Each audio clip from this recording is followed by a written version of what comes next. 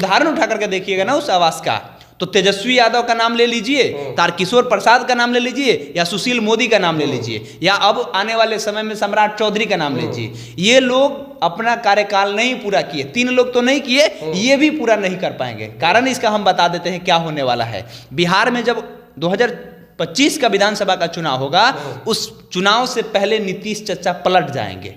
अच्छा, ये कहाँ जानकारी आपको मिल गई? ये आपको हम बता रहे हैं, विश्वासीय सूत्र है, जो भी लोग बता रहे हैं कि आने वाले विधानसभा चुनाव में नीतीश कुमार कभी भी उन लोगों के साथ में चुनाव नहीं लड़ेंगे। क्योंकि आप उदाहरण उठा करके देखिएगा ना, पीछे का कुछ काम देखिएगा ना, उस काम में आपको दिखाई देगा कि जब भी भारतीय जनता पार्टी के किसी भी मंत्री का, बिहार सरकार में किसी भी मंत्री का कोई भी उद्घाटन का काम होता है तो उसमें नीतीश कुमार नहीं जाते हैं। समाजवादी, जब भी लालू प्रसाद यादव हो, मुलायम सिंह यादव हो, तेजस्वी यादव हो, अखिलेश यादव हो, इन लोग कि जब भी आवाज छोड़ना होता है, ये लोग जब भी आवाज छोड़ते हैं तब ये देखा जाता है कि ये लोग को पेट में दर्द होता है, और ये लोग उनके राजनीति को किसी तरीके से खत्म करने के लिए, उनके कैरेक्टर को मारने के लिए ये सारा चीज करते हैं। आपको लगता है कि भारतीय जनता पार्टी सम्राट चौधरी को मुख्यमंत्री बनाएगी आने वाले समय में? इनको सपना ये है कि मुख्यमंत्री बन जाएंगे। जो आदमी एक बार विधायक बन जाता है वो सीधे सोचता है कि हम सांसद का चुनाव लड़ ले। समझिएगा, एक बार कोई आदमी मंत्री बन जाता है तो सोचता है कि हम मुख्यमंत्री बन जाए। तो सम्राट चौधरी उप मुख्यमंत्री बने, इनको समझ में आ रहा है कि बहुत आसान है, हमारा मुख्यमंत्री का कुर्सी बहुत आसान है, बहुत आसानी से हमको भारतीय जनता पार्टी पहुंचा देगा। तो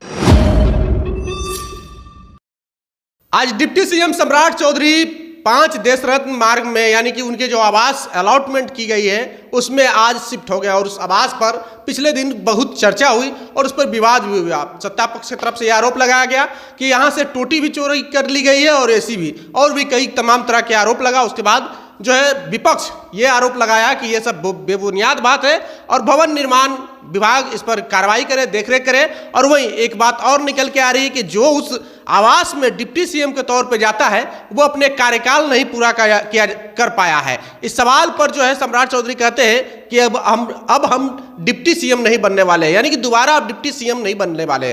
तो क्या कुछ राजनीतिक मायने हैं? इन सब मायनों पर हम चर्चा करेंगे। हमारे साथ में हमारे सहयोगी केशव है। केशव, जिस तरह से सम्राट चौधरी बोले हैं कि अब हम दूसरी बार डिप्टी सीएम नहीं बनेंगे, किस रूप में देख रहे हैं? देखिए, सम्राट चौधरी ने जो स्टेटमेंट दिया है इसको थोड़ा देर के लिए साइड कर देते हैं।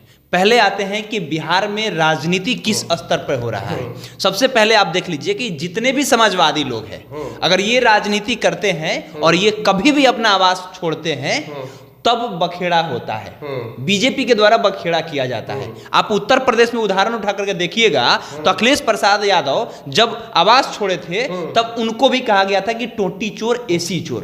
उस समय अखिलेश यादव को उस समय भी कहा गया, और बिहार में जब तेजस्वी यादव उप मुख्यमंत्री का आवाज छोड़े तो यहां भी कहा गया। क्यों कहा जाता है भाई?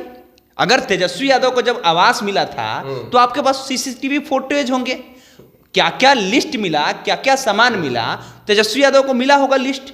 तेजस्वी यादव तो कहे कि हमारे पास वीडियो तक है।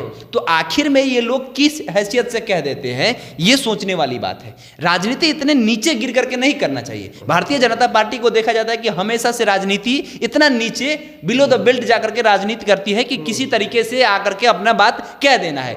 उप मुख्यमंत्री के आवास में कोई भी आदमी जाता है, प्रवक्ता घुस करके जाकर के दिखाने लगता है कि देखिए बेसिंग नहीं है, हाइड्रोलिक पलंग नहीं है, एसी पुराना है, सोफा पुराना है। अरे भाई साहब, आपके पास लिस्ट होगा ना, उस लिस्ट को दिखाइए। आप क्यों नहीं दिखा रहे हैं? आपको कहीं ना कहीं डर है।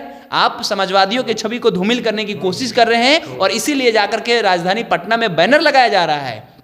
बाकायदा आप जाकर के देखिएगा तो इनकम टैक्स चौराहे पर बैनर लगाया गया, टोटी चोर, एसी चोर। समाजवादी, जब भी लालू प्रसाद यादव हो, मुलायम सिंह यादव हो, तेजस्वी यादव हो, अखिलेश यादव हो, इन लोग के जब भी आवाज छोड़ना होता है, ये लोग जब भी आवाज छोड़ते हैं तब ये देखा जाता है कि ये लोग को पेट में दर्द होता है, और ये लोग उनके राजनीति को किसी तरीके से खत्म करने के लिए, उनके कैरेक्टर को मारने के लिए ये सारा चीज करते हैं। अब आ जाते हैं दूसरे मुद्दे पर। दूसरा मुद्दा ये कि सम्राट चौधरी जब आवास ले लिए, उनको जब विजयदशमी के दिन ये आवास अलॉट हो गया तो आवास में घुसे तो उनसे पत्रकार लोग पूछे कि साहब जिस आवास में आप गए हैं ये आवास में कोई भी कार्यकाल अपना पूरा नहीं कर पाया है, तो बोल रहे हैं कि हम नहीं बनने वाले। जाहिर सी बात है, कहा है कि आप उदाहरण उठा करके देखिएगा ना उस आवास का, तो तेजस्वी यादव का नाम ले लीजिए, तारकिशोर प्रसाद का नाम ले लीजिए, या सुशील मोदी का नाम ले लीजिए, या अब आने वाले समय में सम्राट चौधरी का नाम लीजिए। ये लोग अपना कार्यकाल नहीं पूरा किए, 3 लोग तो नहीं किए,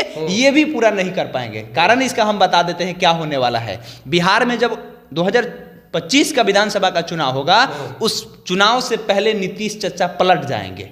अच्छा, ये कहाँ जानकारी आपको मिल गई? ये आपको हम बता रहे हैं, विश्वासीय सूत्र है, जो भी लोग बता रहे हैं कि आने वाले विधानसभा चुनाव में नीतीश कुमार कभी भी उन लोगों के साथ में चुनाव नहीं लड़ेंगे। क्योंकि आप उदाहरण उठा करके देखिएगा ना, पीछे का कुछ काम देखिएगा ना, उस काम में आपको दिखाई देगा कि जब भी भारतीय जनता पार्टी के किसी भी मंत्री का, बिहार सरकार में किसी भी मंत्री का कोई भी उद्घाटन का काम होता है तो उसमें नीतीश कुमार नहीं जाते हैं। और नीतीश कुमार भी कोई उद्घाटन करने जाते हैं तो उप मुख्यमंत्री, दोनों उप मुख्यमंत्री को साइड कर देते हैं। तो कहीं ना कहीं ये अंदेशा दे रहे हैं कि भाई साहब आप कर रहे हैं तो हम नहीं जा रहे हैं। और 1 महीना में 2 बार बिहार के दौरे पर आ जाना होता है जेपी नड्डा को, इसके पीछे कोई ना कोई तो कारण है। क्या कारण है? और रहा बात आपको लालू यादव का, तो लालू यादव जब अभी है राजनीति में तो वो अपना लोग भेजे हुए हैं। भारतीय जनता पार्टी जदयू में श्याम रजक को इसीलिए भेजा गया है कि जाकर के अंदर का सारा माल ले आकर के बताइए कि क्या करना है। तो वही सारा चीज वो बता रहे हैं कि क्या होने वाला क्या नहीं। एक सवाल उठता है कि जिस तरह से सम्राट चौधरी ने कहा है कि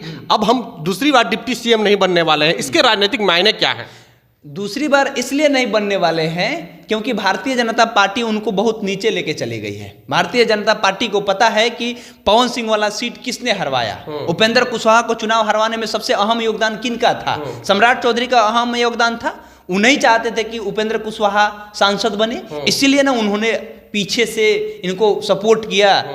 अगर पवन सिंह को सपोर्ट ना करते और वोट न मांगते इनके लिए, इनके जो लोग थे, इनके जो कार्यकर्ता थे जो वोट नहीं मांगते, तो क्या उपेंद्र कुशवाहा नहीं जीत जाते? ये सारा चीज करवाए और इसीलिए इनको अध्यक्ष पद भी छोड़ना पड़ा, इसीलिए इनको माथा भी मुड़वाना पड़ा, और इसीलिए अब आने वाले समय में इनका उप मुख्यमंत्री का पद भी जाएगा। आपको लगता है कि भारतीय जनता पार्टी सम्राट चौधरी को मुख्यमंत्री बनाएगी आने वाले समय में? इनको सपना ये है कि मुख्यमंत्री बन जाएंगे। जो आदमी एक बार विधायक बन जाता है वो सीधे सोचता है कि हम सांसद का चुनाव लड़ ले।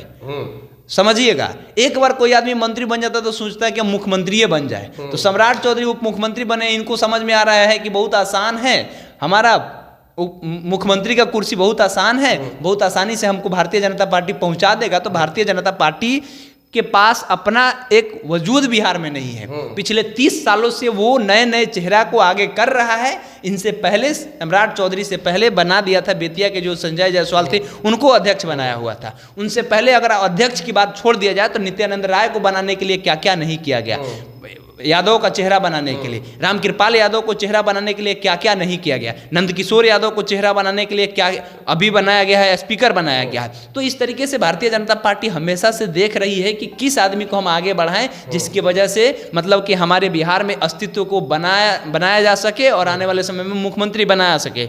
ये सारी चीजें चल रही है। चलिए, तो तेजस्वी यादव के आवास छोड़ने के बाद अब जो है सम्राट चौधरी आवास में आज गृह प्रवेश किए और उनका जो राजनीतिक कहना था कि अब हम दूसरी बार डिप्टी सीएम बनने वाले नहीं हैं, इनका मतलब बहुत सारा मतलब निकाला जाता है। हालांकि कुछ जो भी पॉलिटिकल डेवलपमेंट होगा हम आपके बीच लेकर आएंगे। बहरहाल बातचीत कैसे लगा प्रतिक्रिया कमेंट बॉक्स में जरूर दें। अगर आप यूट्यूब चैनल पर देख रहे हैं तो चैनल को सब्सक्राइब कर लें, फेसबुक पेज पर देख रहे हैं पेज को लाइक कर लें। बहुत बहुत धन्यवाद।